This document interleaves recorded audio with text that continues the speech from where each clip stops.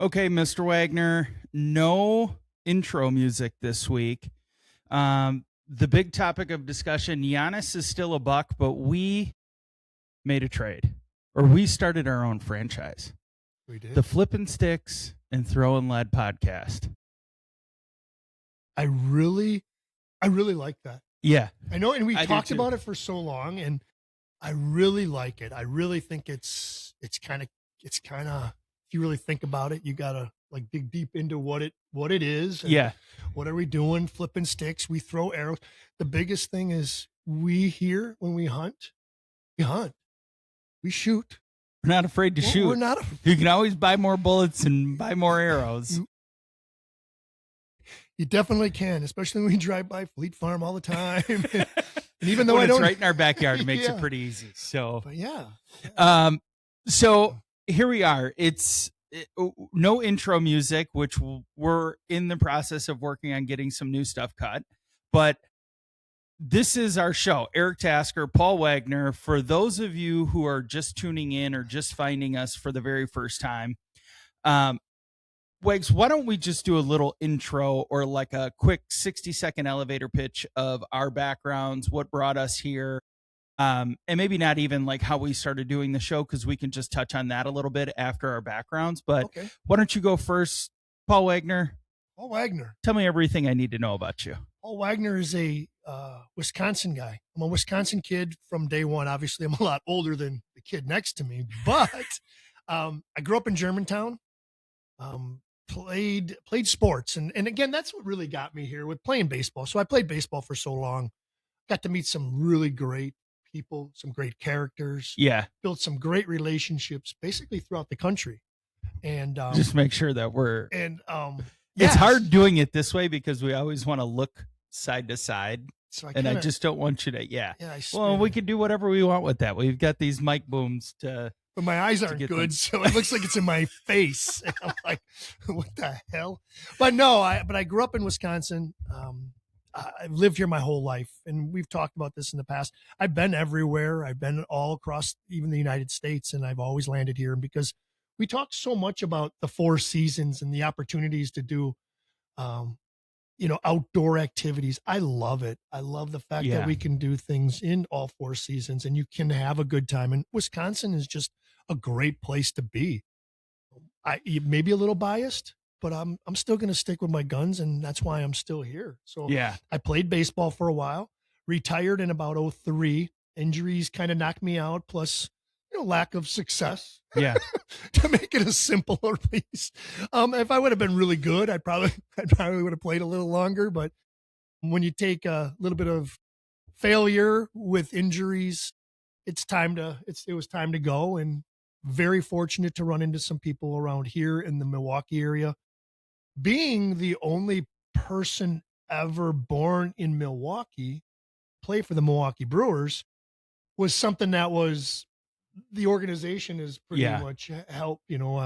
Obviously, if I grew up in Chicago, LA, Miami, California, LA, San Diego, it would have to be a Cubs or a Dodgers or whatever. I'd have to be. You have to be really, really good. Yeah. The people, playing baseball in Wisconsin is hard, and that's something that I continue to preach, that it can be done, and it was done for a while. So it gave me great opportunities to meet great people in the radio industry, the TV industry in Milwaukee area, into the Madison area, things like that. So it kind of got me going all across the state. Yeah, it really worked out good for me. Could always be better, but like we always say, it could always be worse. It could always be worse.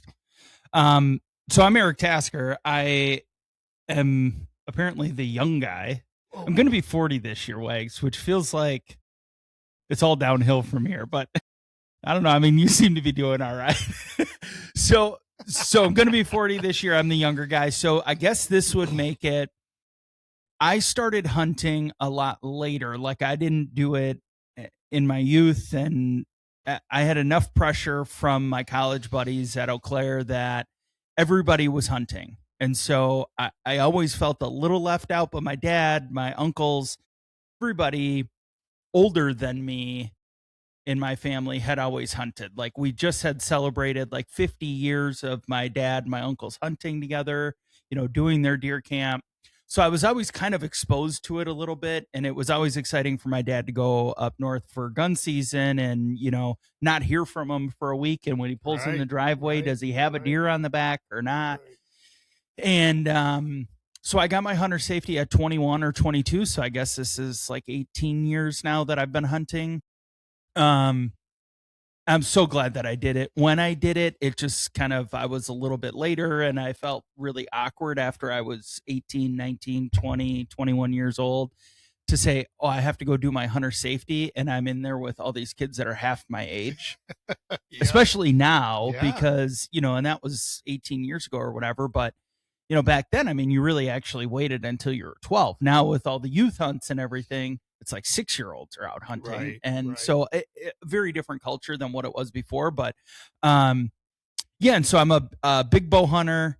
I participate in the gun season. If I get lucky, great. But it's like kind of, I don't know, a love-hate kind of relationship doing Less it on challenging public for you, ground. I think, because you Yeah. always like with your shooting and stuff like that. I think people need to know that Tasker loves the bow, loves bow league, loves Yeah. everything like that. So I think when he comes to gun hunt here, sometimes he feels like, okay, It's not as much of a challenge, but I mean, it's hard no matter what. And I've always had this, like, I've got a sweatshirt that says bow hunting is so damn hard because it is really hard. I'd rather not shoot a deer and have the challenge than be able to just whip one out there and shoot it from 100 yards. I'd rather have that challenge of getting them up close and doing some of that. And yeah, so that's kind of my background. I mean, I don't know, I've kind of been all over the place. I've worked in media for a couple years, and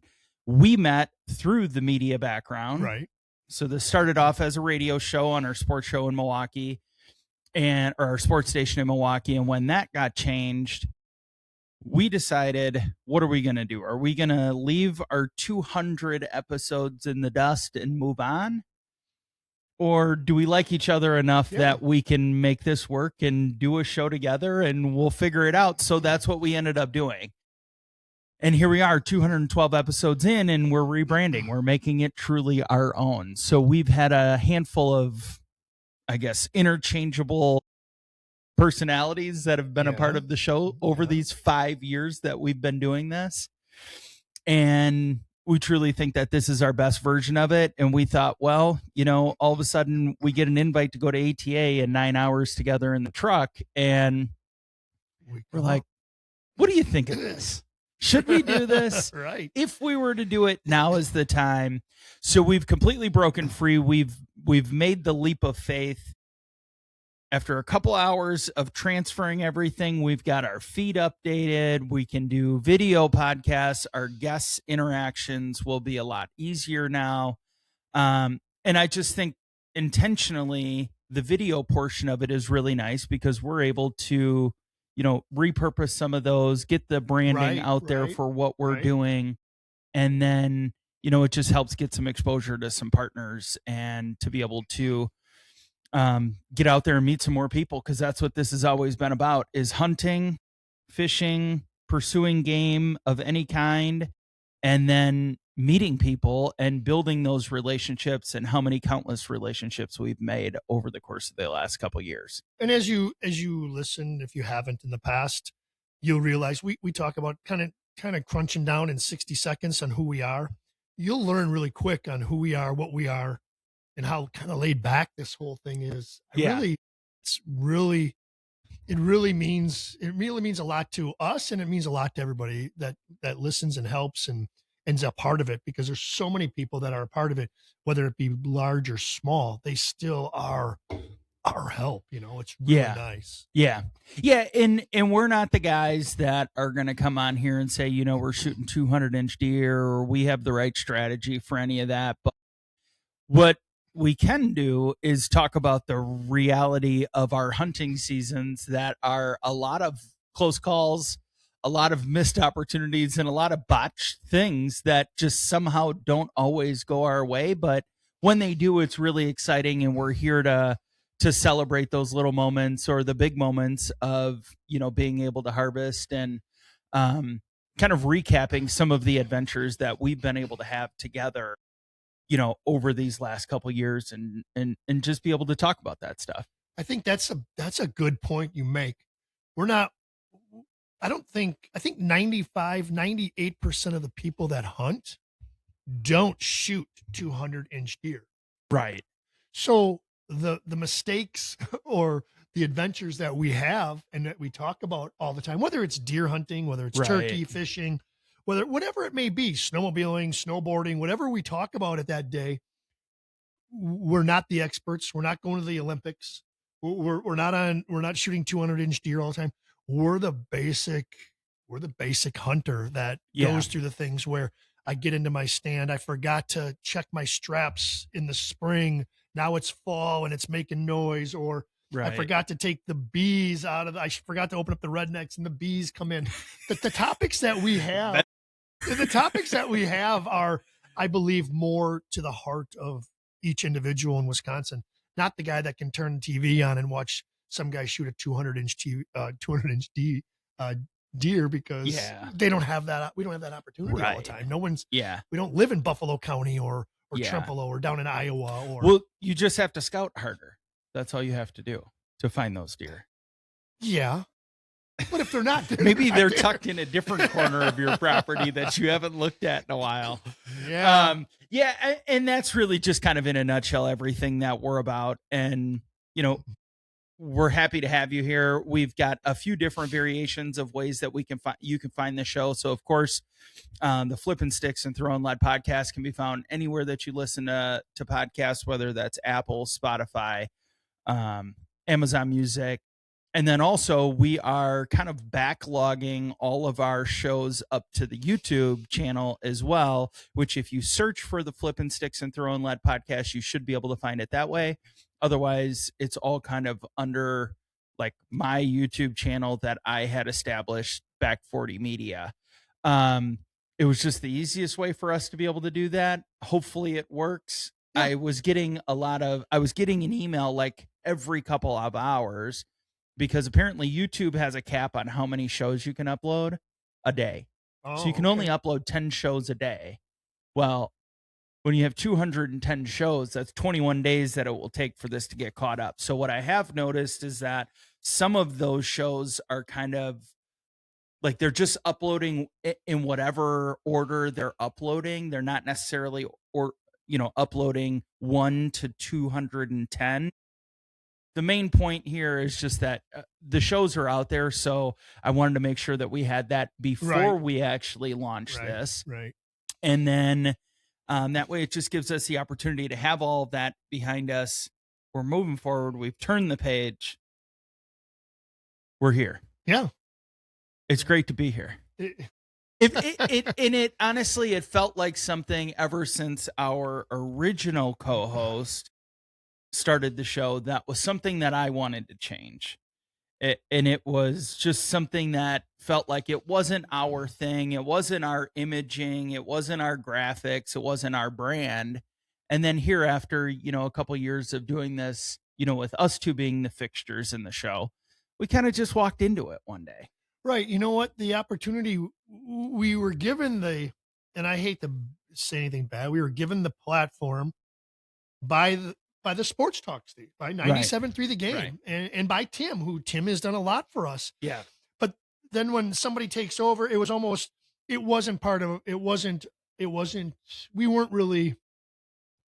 our show. Right. Or it was a show we were running. But it was not our show. No. And it was tough with schedules and stuff, but I think we've weeded it out. It's almost like in baseball, and don't take this the wrong way, but it's like the minor league system. You battle your way through A ball and double A, and you eventually get to the big leagues. And I'm not saying we're at the big leagues yet, but you know what? We're right there on the doorstep. We figured things out. We've worked it, and we've gone through ups and downs. We've gone through personnel decisions. We've gone through situations that were good and bad, hard times and good times, finding people to produce, people to do this and get into the studio, find times like that. I think we've gone through that. We've jumped all those hurdles, and now now we have it pretty much now we've got starting to figure it out. Yes, right. Yeah. yes. Yeah. And let's just make sure that we keep the bar very low, because there are times when the audio is going to be off, or like we might be blasting out your speakers and it might it might not sound great, but you know what? We're going to give you a show every week if we can. Right. So, Good. so let me just jump into that. So this is the new era. And I keep saying that, but I think it keeps coming back and it keeps coming out of my mouth because it feels so good to finally have something that's ours. Yeah. So forgive me if I say that 600 more times. No, but we're going to have, so we're going to work through getting some intro music again. That was very specific to what Tailgate Talk was. And I have got a call later today that we're going to try and get, somebody from Nashville. Big deal, huge deal, right? But we're going to try and make that happen. We're going to try and get something up so that we've got something for the early part of next week, or maybe it might be a couple weeks yet. But let's keep the bar low. Things might still sound a little wonky, but here we go. Yeah, here we go. So let me just start with this. So I've got this Meat Eater turkey sweatshirt on. I've got my Pasture Peckers hat on, and I'm really, really itching for turkey season. Really? I don't know what it is, and maybe it's because I may not always kill something, but I am always optimistic that I will kill something. I think it's hard not to go into a season without that mindset. Oh, absolutely. Because what are you buying a tag for otherwise, right? Like this year, I just keep telling myself, it's my year. It's my year. So I think this is year 3, or is it year 4? My first year was kind of botched. I only hunted one day just because of some schedules and things. And so I think this is year 4. And I'm just really eager to get out there and to do it. And, we sat a bunch of days last year. I took the whole week of my season off. But it just reinforces the fact that now I'm seeing all of this stuff about NWTF happening in Nashville. We're in the middle of show season. So like we're also getting the like Milwaukee sports shows, the Wisconsin Dells show, which is a big deal, the Sportsman's Expo, and a lot of those things. But we are just recently fresh off our trip to Indianapolis for ATA. Right. There was SHOT Show. Then there's like the Great Outdoor Show, or Great American Outdoor Show, I think is what it's called, in Pennsylvania. So we're in the middle of these where it's like every week there's a monster show. Well, NWTF, I think, is next week. And it's just, you're starting to see some of the content, or I'm starting to see some of the content from people talking about being there, come visit us at our booth, and yada, yada, whatever. It's so exciting to be in this part because we've had a little bit of a lull. We haven't hunted. We haven't done anything for a while. Now we're starting to get excited again, and it'll be here before we know it. Right. So my main question for you is, are you excited about turkey season, and are you seeing birds yet? Okay, so let's start from the back. I am seeing birds. Okay. They're not out of their winter pattern yet. Sure. But they are starting to like move around towards the patterns that I follow. Am I getting excited? Yeah. But I'm also getting a lot, like you said, with the NWTF stuff. Now all of a sudden it's dinner time. Yeah. So now there's all these chapters. And you say be positive for this season. I'm always positive when I go to a banquet dinner. Okay. Okay. But I don't think I've won a gun in like 57 years. At the ripe young age of 57. So yeah, but no, I am. I'm getting excited like you are for it. Because it's something to look forward to. We always like to have something to look forward to. Yeah. And I am going to be positive about it. Last year, those 6 seasons, I went out with a bunch of people and I didn't get a bird. I didn't shoot a bird last year, remember? Yeah. But everybody else did. And I'm not saying that I'm getting soft and I like seeing other people harvest animals. Yeah. But I just got caught up in it. And when someone says, hey, do you mind if I come over in the morning. My season starts Tuesday or Wednesday. Can I come in Friday?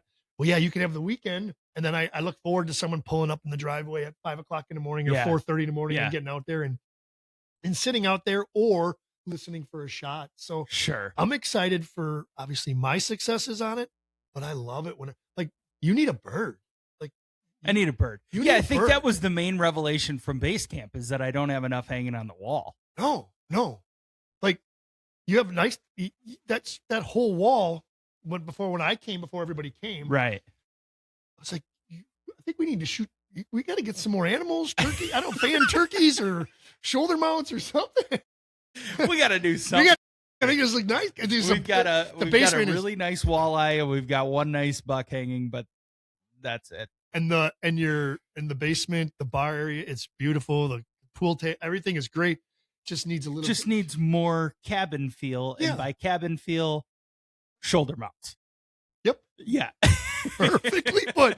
Now Sherry might not be happy with that. Well, no, downstairs. She's okay. She tells me all the time. So my 8-pointer that I shot, I think it'll be 4 years ago now. Wow. Isn't that crazy to think that it was that far ago? But she always says, so she named it Chuck the buck, and she always says Chuck needs a friend. Well, then all of a sudden I'm looking at deer in my backyard that look like this. Right. And now don't get me wrong. I walked out there with my bow one day looking for them. They were not there, or they evacuated the area by the time I got out there, but we'll get it done. We'll get it done. Yes. And we knew that house was right for us when we bought it 2 years ago, because when you walk down the stairs of the basement, that first wall where I had those deer or the dog pictures hanging. Yeah. The new the ones that she just got you? Yeah. She got me for Christmas. That wall actually had turkey fans on it. Oh, it did. And I was like, okay, I think I I know that this is the place for us. That's right. Isn't he didn't he leave the gun safe? Yes. That's right. Yeah, because he smashed his foot on the second stair trying to get it out of the basement. I'll give it to you for $3,000, $2,000, $1,500. I'll give it to you for $100. You know what? I will pay you $1,000 to keep this. Please keep it down here. Yes. But no, the area is perfect. It's perfect. It's great for hosting. You do a wonderful job. It's good for like, I wish it was just a little bit bigger. Like, I think if we had like 15 people, I think the most we've had is 12. If we had like 15 or 16, I think it would be the perfect size for everything going on down there. Yeah, you got that little cubby for where you put the food and stuff. It is. It is pretty nice. And this was year 3. Year 3. Yep. So I didn't stay. I don't stay very long because I'm always running. I have baseball before that, so that's an all-day thing. So getting down to baseball at 8 in the morning and then trying to come back and drink with you boys, especially when I heard you drank till 4 in the morning. I come in at the. It was just like deer camp. I come in at that 5:30, 6 o'clock night, sample a couple of the appetizers, and then say, "You guys have fun, boys." From there. Yeah. But it's exciting because we're starting to get like kind of juiced about that, and shooting Winter League and being able to do that on Monday nights. It's like a set time. So I would feel totally comfortable shooting a turkey with my bow just because I feel like I've been shooting really well.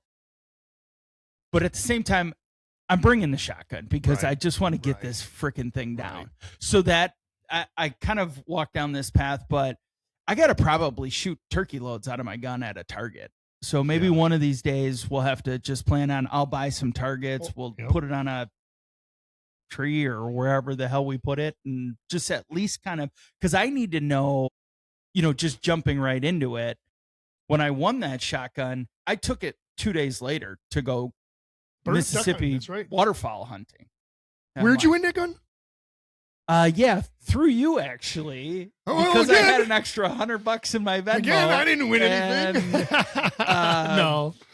So I probably need to, and then I was using that for deer season, and I just swapped out the choke on it and put a slug choke on there, and So you got a turkey choke. There is a full choke. A full choke is a turkey, if you don't, or you can put the turkey choke on. Yeah. Does that shoot 3? I'm gonna 2-part question. Does it shoot 3.5s? It does not. It shoots is good. 2 3/4 and 3s.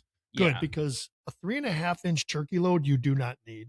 Yeah. I've learned that lesson a long time ago. Okay. So I shoot the threes. I'll shoot a Yeah. 3-inch, and that's Okay. enough.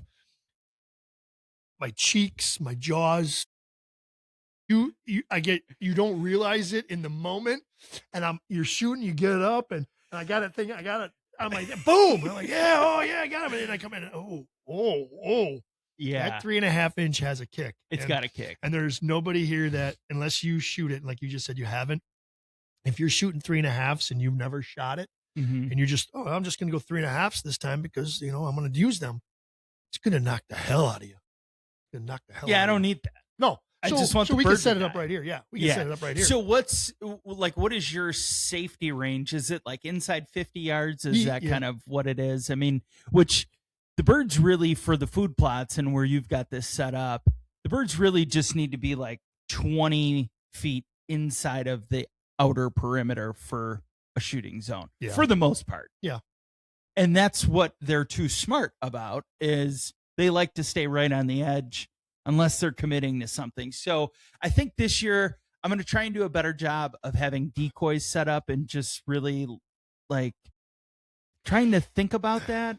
And I know we've kind of talked about this, but I don't know. You know what I was thinking? Maybe, and I know this is off topic, just because it just happened right now. Remember when it was really, really hot last year and you moved out of the redneck, or you moved out and you sat by that cedar tree? This was deer hunting now, not turkey. Yeah. I wonder if in that northeast corner by those pine trees that I planted, now that they're big, you could almost bury yourself in there almost by the blue. And didn't you walk a couple times over by the blue chair? And didn't you go down there once? I did go down by the blue chair. And there was one time where I saw them come in. They got right to the edge. They turned around, and I got out of the ground blind and I sprinted down the orchard trying to find those damn things.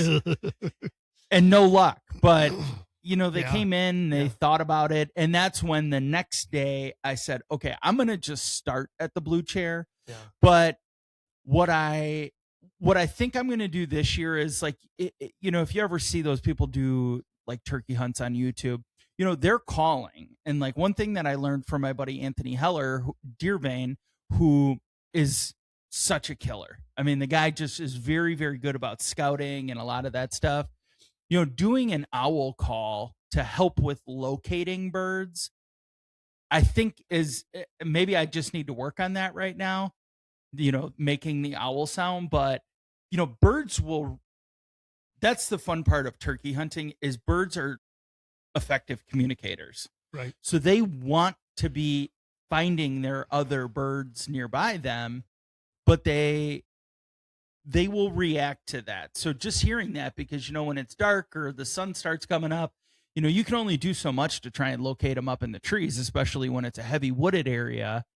That is one thing that I'll do. So if I hear birds calling maybe in the back corner, I will for sure move to go and sit at that blue chair. Yeah.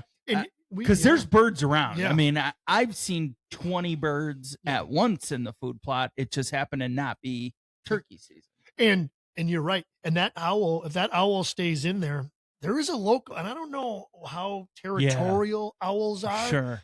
But we do have an owl back in that backwoods to the east. And he will make noise. He'll hoot, hoot, hoot, and he'll holler. And so and it does give you a little bit of a read on when a tom will gobble. Yeah. So that's kind of what's on my brain right now. I just keep thinking about, boy, it's going to be here in no time. And we're only, I don't know, I have period B. So that's probably the 3rd week of April. So we're like 2-ish months out, maybe 9 weeks out. But I figured I would wear my turkey paraphernalia just to reinforce the fact that we're doing it. And you did. You bought the pasture peckers with a bunch from that company called Nose Down that we saw at the ATA show. Yeah. Great people. And again, we have a packet of information that we hadn't really dug into yet. So we will go over that, and we've made so many good contacts, random information people, but people that we would like to bring on as guests just to talk about their product, talk about what they do. I think, again, as we reiterate with Chris Ham and HHA and how much it's opened up for us. So, again, opening up a new chapter for us. Yeah. Great timing. We've built new relationships down at that show in Indianapolis. We did not go to SHOT Show this year. I did look up some numbers and some dates, and I think SHOT Show is something that I'm going to look into after we do Indy next year. Yeah. And then I'm going to run out to Vegas for that for a few days. I'm going to run out to Vegas for that too. Yeah.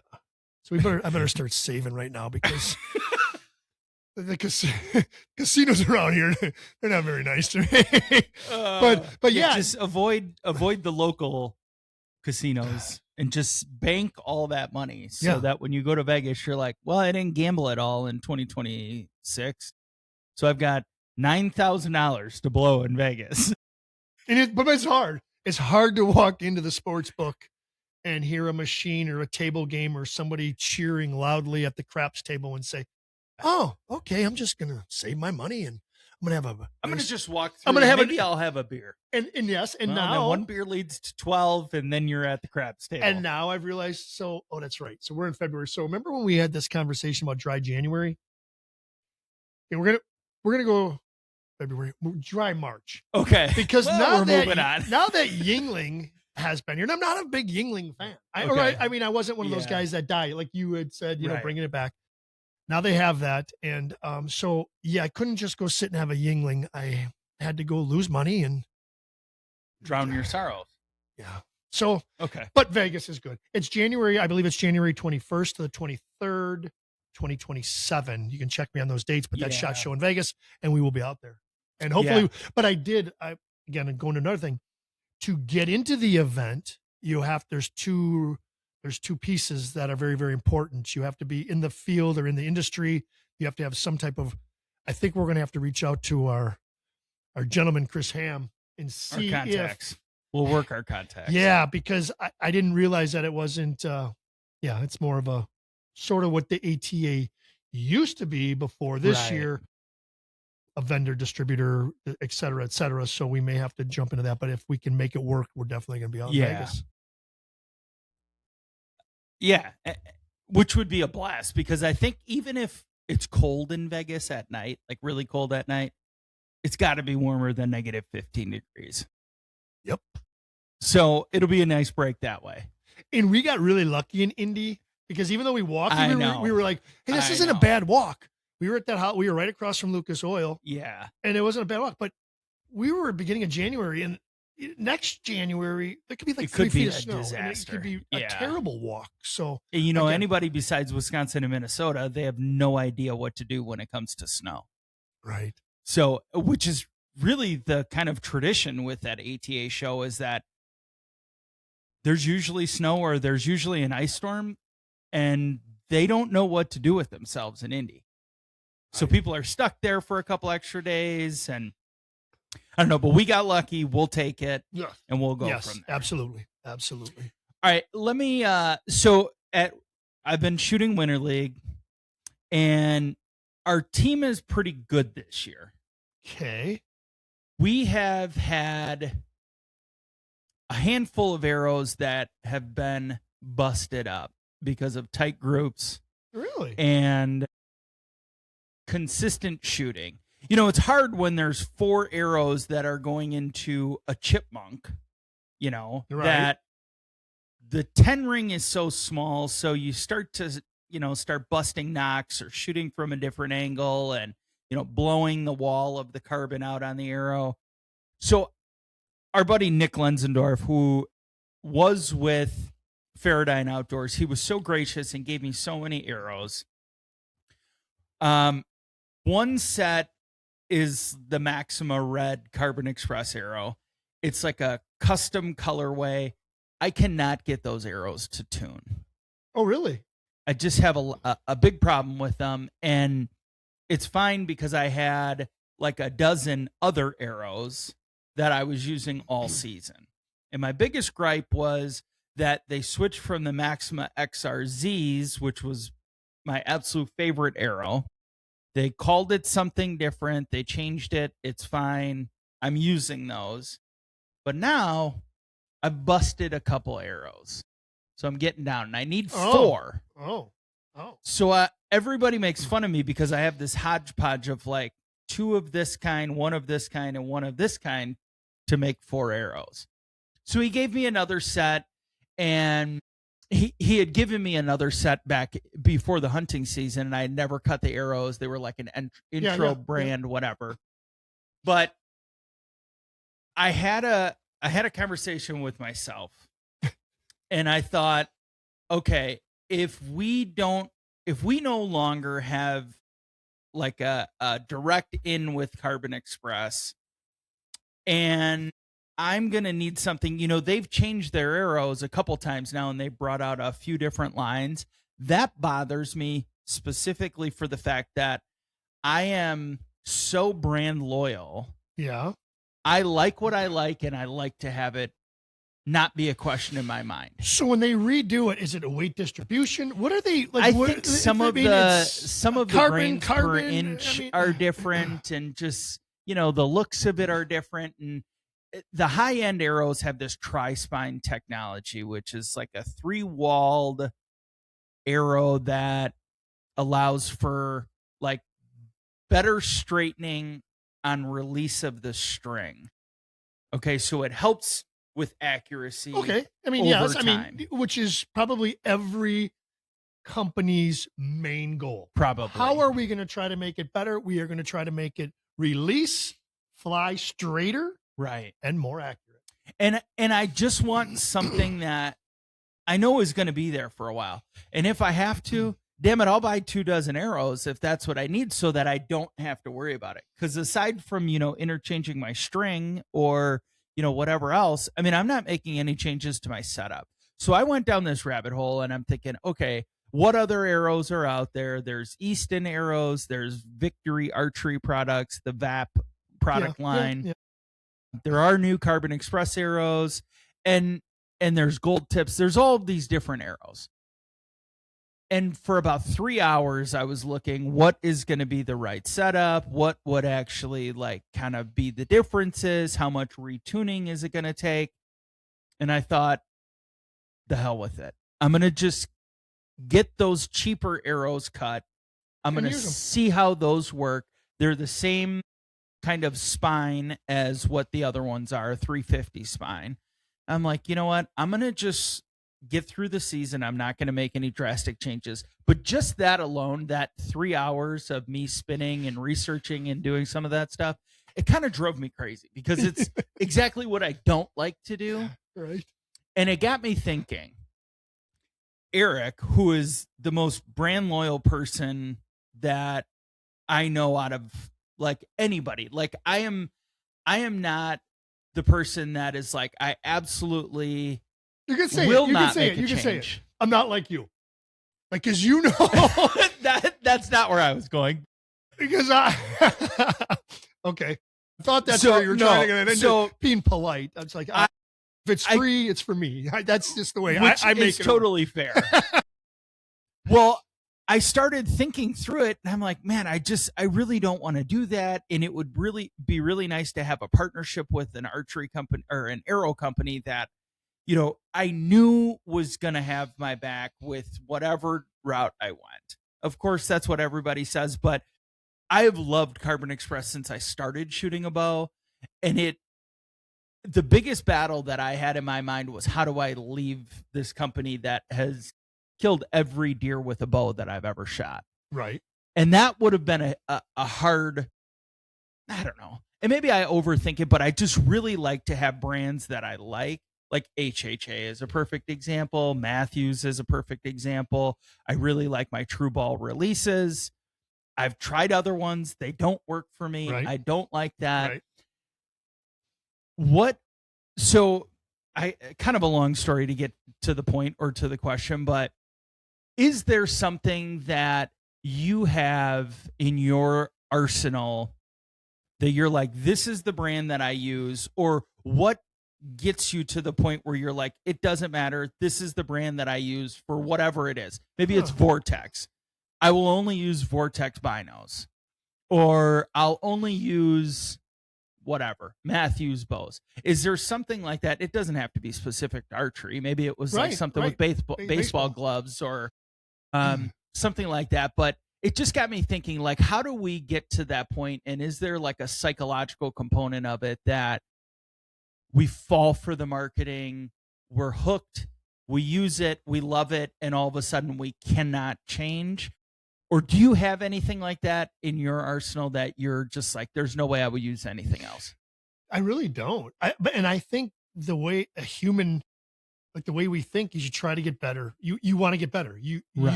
always have to get better. Sure. And I'm willing to I'm willing to blame the product, sure, rather than put in the time for league, if that makes sense. Yeah. You shoot league. I don't have time for league. You shoot how, I don't know, let's just say you thump on an average night, on an average Monday night, how many arrows do you think you thump out? It's 32 total targets. So 32. Saw you guys kill the turkey. So you throw 32, maybe let's just say, make up a number. You take 8 to 10 warm-ups. Mm-hmm. So maybe you throw 50 sticks. Well, you're assuming that we do warm-up shots. Shots, not shots. Oh, shots. Yeah. Yeah. So let's just say 40, 50 sticks are thrown down range. I would rather, like, I don't put that time and effort into it. When we prepare for the season, I shoot, and it's out here. I'm putting in this year, I'm going to put on that tree. I'm actually taking one of the old tree stands, and I'm going to put it up there so we can shoot. It's a perfect spot. I want to shoot down. It's right by the barn. Right. The girls sit and they can drink and they can have fun. The fire pit will go, but we can thump arrows. And I always move on. I don't do like what you, although I'm stuck with the Eastons. I love the full metal. Right. Easton has always been good to me. Yeah. Would I try something else? Yeah. But the Easton full metal jacket, the 5mm's were the ones that I was given. They were cut at the archery shop for my setup, and it works good. So I don't know exactly what my stuff is. I just take it there and I say, this is what I need. Can you do this? Can you cut it? Can you boom, set it up for mine? And they have it all. They have your whole setup there. And I just, if they could really screw with me and do something different. But no, there's really nothing like that, except you said the Vortex binos and the stuff. We did have some issues with rangefinder. Yeah. I did have an older rangefinder. I won't even mention names, but I did have to move to obviously a better one because as we compared it, I was about 4 yards. 3 to 4 yards, depending on my lift. Okay. And in the 10-foot redneck, it was at about 3. But when I went up into my 20, remember I jacked up my ladder stands. I jacked them up to about 23. It's like, I think I platformed at about 23 and a half with the extra ladder. Yeah. Now then I was missing at 4. It was weird how it was working. It wasn't ranging the right way. Sure. And the one I have now, I will stick with that. Yeah. I will stick with that. It's always been almost like a mental block in my mind that I fear change. I welcome change, but I fear change. So if I walked into a situation where I thought, okay, I have Carbon Express goes away, I'm fine going somewhere else. My safety net, my safety blanket is Carbon Express. So it was just really tough because I'm like, God dang it. I just want this to work, and I don't want to have to think about what's going to happen. Maybe I lose a couple more arrows to, getting shot or getting the walls blown out or whatever. But I didn't want to think about that. So here I'm going to push it off until the end of the season, and I'll worry about it then. Yeah. But it's just another one of those things that we kind of all go through at some point. Like, you're going to run out of arrows. You're going to, your rangefinder might eventually die. Oh, I get it. Yeah. Give me my tool and let me master this tool. Right. Don't give me a hammer and a screwdriver and this and that. Give me the tools that I need to build this, and I will build it. I will build it better. I will build it faster. I will build it quicker. I'll build it stronger. I'll build it sturdier. Yeah. But give me the tools like we're up, hey, oh, that's a 16-ounce hammer. Oh, you're swinging that, or give me, whatever. Right. Oh, I got to have a Yeah. DeWalt. My drill has to be DeWalt. I don't care what you give me, DeWalt, Milwaukee. Yeah. You give me whatever you want. Give me my tools, like you are. Mhm. Give me my tools. I like them. They work. Now I'm gonna make sure that my product. I'll perfect my craft with what those I have. tools. Exactly right. It's interesting you say that about rangefinders. So I have had a serious problem at League with my Vortex rangefinder. Now, this has nothing to do with the product. There's something, and I had to look it up because it drove me through the roof.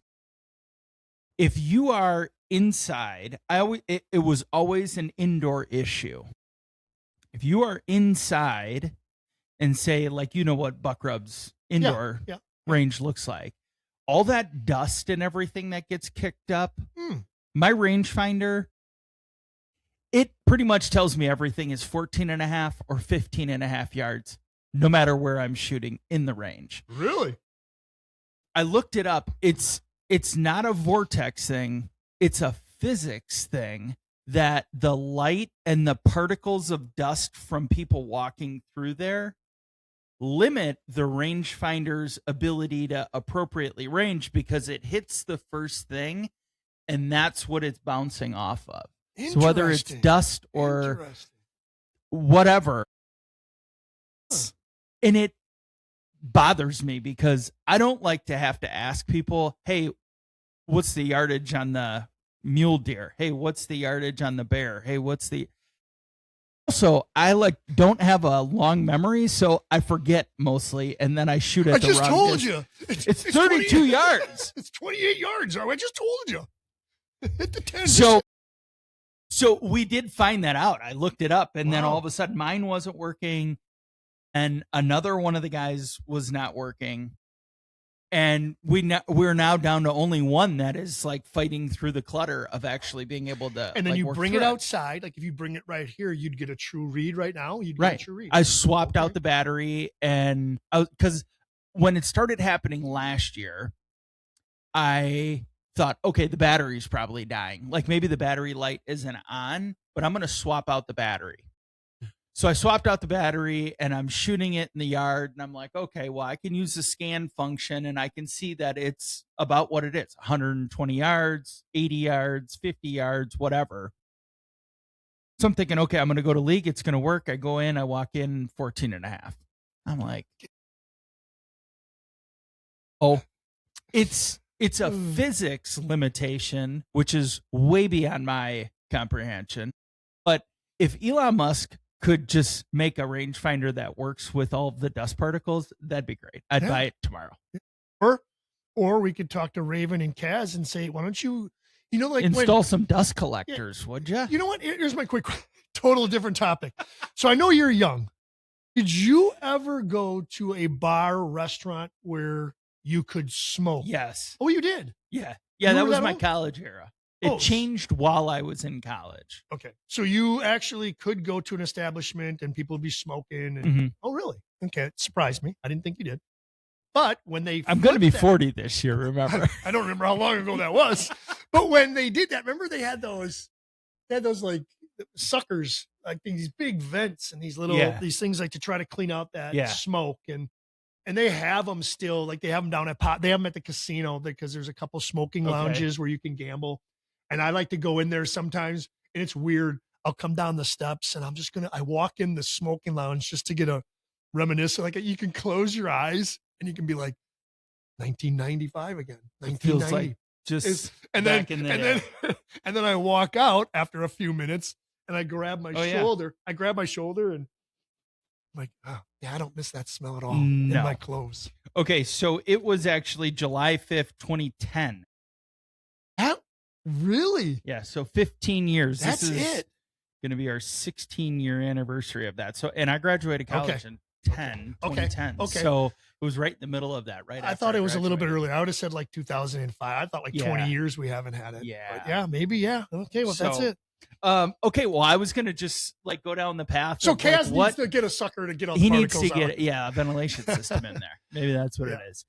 Um, yeah, I just was thinking about that. Like, what makes us actually brand loyal to something? Is it, the personality that is the face of the brand? Is it the marketing? Is it just, at the end of the day, it comes down to actually product usage and effectiveness. But what makes you go out and buy a Rage Broadhead? Or what makes you go out and buy a Mega Meat? Or what makes you buy the Carbon Express Arrows? Whatever that might be, what is it that gets you there?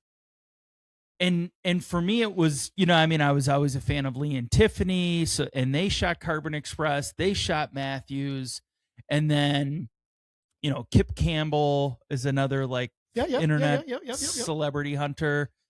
He shot the Mega Meats. Bone Collector shot those. Michael Waddell and all those guys. Maybe I was just such a fan of them that it reinforced what I was doing. But I don't know. I think something happens. Like, I shot 2 deer and they did not. I shot 2 bucks 2 years in a row, and I thought shot placement was fine.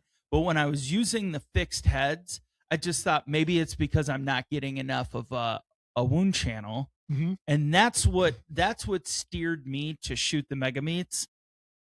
And I'll never go back. I just think that there's such a deadly, violent wound channel that there's nothing else that would even compare to it in my mind. And that's great. In your mind. It's in your mind. Right. In my mind. If you would have thumped those 2 deer with the fixed broadheads that you don't like or you don't use anymore, it's a whole different story. It's each one's success. Do I believe I hit the vitals? I believe right behind the shoulder. Right. There's no way.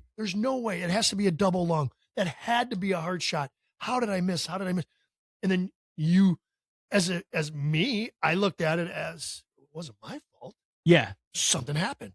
That expandable. Remember never the Indian. Never the Indian. It's always the bow. It's always the bow or the arrow. Yeah. And then I used the expandable one time, and I shot, and I have a great feeling that it did not open up. I don't know if I had a cracked plastic collar. I don't know what happened. I don't know if it got loose. As you knock your arrow and I set it up and set, sometimes it bumps, and sometimes I don't know if you have to do this, but I'll grab and I will literally retighten. Sometimes the broadhead will loosen up a little bit. So I'll retighten it. I don't know what it was, but I think that arrow that went right through him as a field point, and it didn't open up. And so it was hard. Then our buddy Nick gives me some more, and now all of a sudden they work again. So again, I maybe it was something. I guarantee there's a reason, but people shoot fixed, people shoot mechanicals, right? People shoot this brand, that brand, this size cut, this diameter cut. They all have something, and like they all work. So you go and you get attracted to what you see on TV. I am more driven by, I know it sucks, but who's giving me something? So somebody gives it to me, and then I have success. We have a lot of stuff out here in the garage that if I failed on it, it's gone. I just even though I have 2 more broadheads left, I threw the pack out because again, it wasn't my fault. If you have bad luck with it, I mean, it could be that one opportunity that is the buck. Yeah. And it doesn't work. And it all comes back to, I did a video on this back in the fall before the season, it is like doing the summer league. I like doing the winter league. I like shooting in the yard because every rep is just more and more confidence behind the bow. I mean, I feel more confident with a bow in my hand than I feel with a gun in my hand. Yeah. And it's all completely attributed to the fact that I shoot so much. What matters most for hunters, especially bow hunters, when it comes into this, you have to make a great shot. You have to be in the right spot. A couple things got to go the right way. But if you are confident in your setup, there's nothing more powerful in your archery ability than confidence in what you're shooting. 100%. Because I know for me, I couldn't go another season with saying, I'm going to shoot these fixed heads and I'm going to practice a lot, but I hope that it all goes well. Now I know if I shoot a deer and if I hit it in the front half of the body, it's dead. Right. Right. Just because I know what my setup is going to do. I mean, I don't think I put a good shot on that doe that I shot out here early. Mhm. I mean, she was hard quartering away. I shot her a little forward, but it went through the front shoulder, the front side shoulder, and it went out through the neck, and Yeah. it was not a hard track. So not even the most ideal shot, but knowing that I was going to put a hurt on that thing. Yeah. I had to take the shot that I had, and I had a good entry, not a great exit, and it was all because I was so confident in what I was doing. I think that's another thing too, when you say even weapon specific, because with my shoulder, I do have, we did get a Raven crossbow from Buck Rub, and there's different spots. If you ever listen to me, it's weird because I just thought of it as you were talking. Yeah. If I sit in the rednecks, I use the crossbow. Okay. When I sit in the woods, I use the Matthews. Okay. When I sit in the woods, I use for gun season, I use the 30-30 with the iron sights. Okay. When I sit in the redneck, I use the scope. Yeah. And again, it is. But that's your layout, and that's kind of your safety blanket. And I feel this is what I do here, this is what I do there, and this is what I know works for me. And if I'd get in the redneck with the Matthews, I'd be like, if I'm rushed for time, I get into the Matthews still sitting on its kickstand. I'm already defeated on it. Right. I'm like, I can't. I hate shooting the I hate shooting the Matthews out of the verticals. Mm-hmm. I can't. The horizontal windows, when I come up, I always end up knocking the window. I never pull it up high enough. So it's like when I'm in there, it's just like I'm already defeated. I'm like, oh man, I should just leave. And it's a lot. It's a lot to think about, because at least with the crossbow, you cock that sucker back and you don't have to worry about drawing or anything. You just got to get it ready. Right. As opposed to the bow where you're. And that's fine when I'm in a tree doing I like A, B, C to get ready. Yeah, in a tree, I like part of that. I like trying to get it, and a lot of the times it's mm-hmm. That's fun the challenge part, with it. That is the hardest part, is to try to get my bow for me to reach, grab my bow, make sure that I'm watching so that my knocked arrow doesn't hit a limb or something, fall off. You come over with an empty quiver, and then to get set, and then to draw back. Right. That's the exciting. Pulling the trigger, letting go on the release. Everybody can do that. We do it every day in the backyard at our targets. Yeah. I think that up until that point, and that's why the match. That's the chess match. And that's why I'm so intrigued. I haven't started it, and I wanted to let you know this, is if we could self-video or video, because now you're working with this component. Right. Now I'm working with this component. That's too many. Yeah. It's too much for too much for this guy. So we're gonna I had sent you this, and we're kind of butting up to an hour here. That's one of the questions that I'm going to ask one of our guests here in the month of February. So we've got, we're just working on finalizing a date with a guest that we met at ATA. One of arguably the best self-filmers in the country. In the outdoor game, probably the best filmer. So we're going to work on that. And that's something that I want to talk to him about, just because I think it is so hard to do. There's so many components. I mean, and even like, at least with turkey hunting, I can just have the tripod next to me, and all I got to do is just flip a switch and I'll be fine. But, it's really tough. I mean, it's just so hard to get. I mean, it's hard to get your bow in front of you, draw without being made. But think about that with the camera arm, and then you're reaching on both sides. It's a lot to manage. Yeah. And some people are just really good at it, and I haven't figured it out yet, but here's my shooting lanes. Here's 25 yards. Here's 28 yards. Here's 35 yards. He's walking through here, or she's walking through here. I set up the camera. Now I got to get to that 30. Now I have to adjust mine. I don't have one of those zero. I mean, I gotta spin my wheel, but I'll set my wheel. Mine's weird. And that's another thing we're going to talk to Chris about, getting me set up with that 3-vert. Yeah. But I got my wheel spin. One is set at 28. Yeah. And then the next one goes, it's not 10. My next one goes to 37. Right. So I lower the height, the pin. So I'll go 28. Okay. Let's just say this is a 30 hole. I'll go up to 30. Yeah. And then I'll jump ship to the bigger slot. Yeah. But again, you have to do all that. I have to remember, like you said, I can't remember what the distance is after someone tells you a turkey's at 28 yards. And then you got to do this. You got to set a camera. You got to grab your bow. There's just so much. It is so, you watch it on TV and you think, what's wrong with this guy? Yeah. Come on, shoot. What are you doing? What are you waiting for? You put all those pieces together to make that? Yeah. Gosh, it's hard. It is tough. It is tough. And I think I'm going to, I had been given that sweatshirt. It actually looks exactly like this. And it just says bow hunting is so damn hard. I think I'm going to try, as we're talking about this whole new brand and a lot of those things, I think I'm going to get some more of those done. Because I think that resonates with a lot of people. Yes, I agree. And we're just here to talk about our mishaps, but I know there's a lot of people out there that have had those encounters and had those things that just one thing goes wrong. And it's just like, holy cow, man. Yeah. It makes it very tough. Yeah. So, all right. Do you have anything else for us in this maiden voyage of the Flippin' Sticks and Throwin' Lead podcast? No, I just excited, looking forward to moving forward. Yeah. I think it's all going in the right direction. We're still working on some things. We'll get it together. People will get to know us.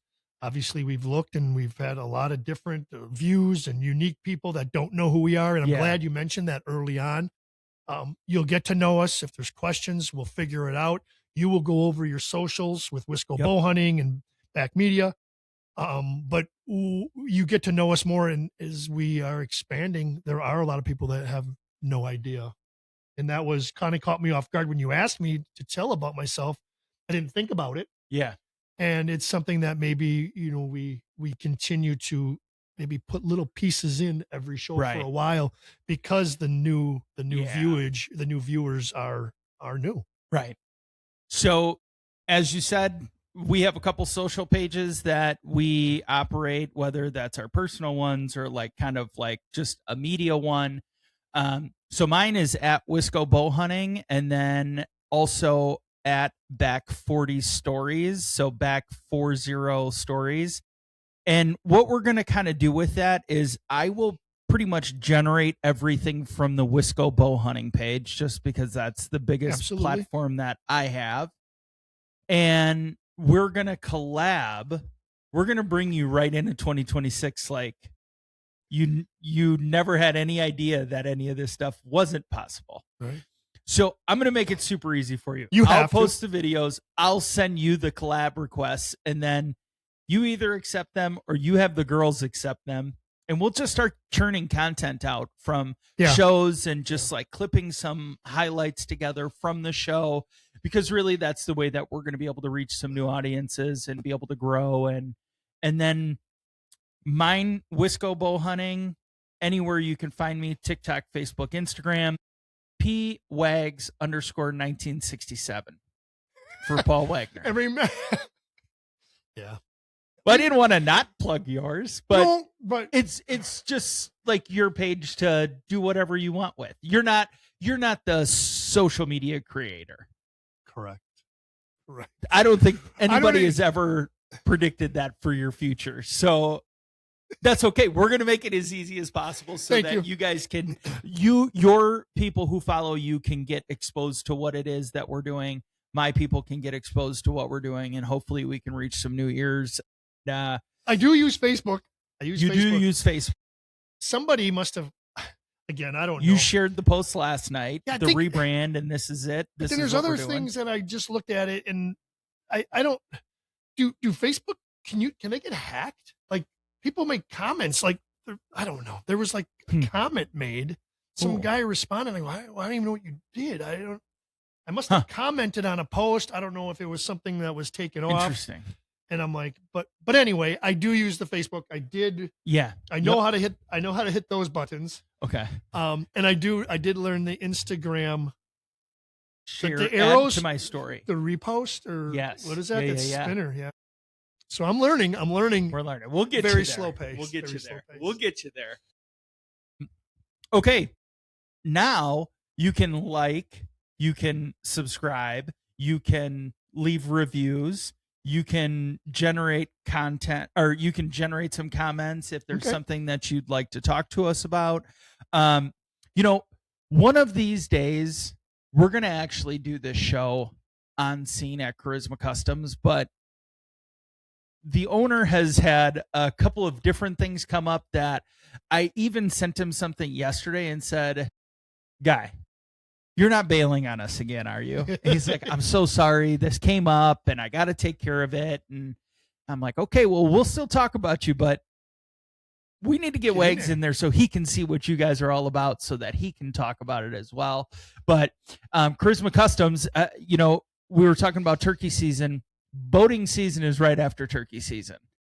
If you do have, something that you want to get done to your boat, whether that's a ceramic coating, an upgraded stereo, whatever it might be, make sure to get in there and talk to those guys. Tell them we sent you.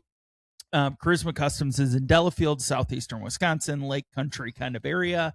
But also they do, automobiles, they do trucks, they do custom stereos and electronics. So whether you got a heavy foot and you need a laser radar detector installed, they do the dash cams, they do electric start. The remote starts, and tinting windows. And they also have a special right now for 2 of their products, 25% off through next Friday, February 13th, 25% off window tinting and 25% off ceramic coating. So if you're really in love with your car and you want to buy her something for Valentine's Day, buy her a window tint or buy her a ceramic coating. Yeah. So that's the deal. So if you book by February 13th, you get 25% off your entire service. So thanks to Charisma Customs for being a part of this from the jump. We've got a couple other ones that will be getting launched here over the course of the next couple of weeks. Some conversations that we've had. And, I think what has really stuck with me the most ever since our conversation with the sponsor on Monday was they believe in us. Damn it, I believe in us. And it's just exactly right. And it's just a matter of time. And I believe you can mention them. Obviously nothing's there, but you realize that we know that how we got to the ATA show. And when somebody kind of believes, like you just said, when someone believes in us, and I read your little spot, like, you know what, we were driving for so many hours and we're like, you know what, why not? Right. Why not? Yeah. And with them and with that company, with the invitation, with HHA and with Chris and USA, there's so many things in the works that we hope to move forward with. So much that we're going to do with my property here to help individuals. We are going to try to get involved with a group with Chris, working on it. Applications were filled out. Everything was been submitted, kind of seeing where it is. We're trying to help. We want to do veterans disabilities. We're going to do some things at this property where we're going to have a really good time as we continue to expand. Yeah. Yeah. Okay. I don't know how we do this all the time, but we come in with no plan, and here we are. We're an hour and 8 minutes into the 4th take of this show. Yeah, and we didn't even talk about the things. You had questions, and we had things that we were going to topics to go over, but we. But, here we are. It's the new show. It's the new name. We're super excited. We hope that you'll follow along with this journey. If you want to be a guest on our show, we're happy to have you. It's better than just 2 knuckleheads chatting, back and forth and just talking about whatever random things pop into our mind. But turkey season's coming. I hope everybody's getting excited about that. And here we go. It's the first episode of the Flippin' Sticks and Throwin' Lead podcast. For Paul Wagner, I'm Eric Tasker. Follow along, and we'll talk to you next week.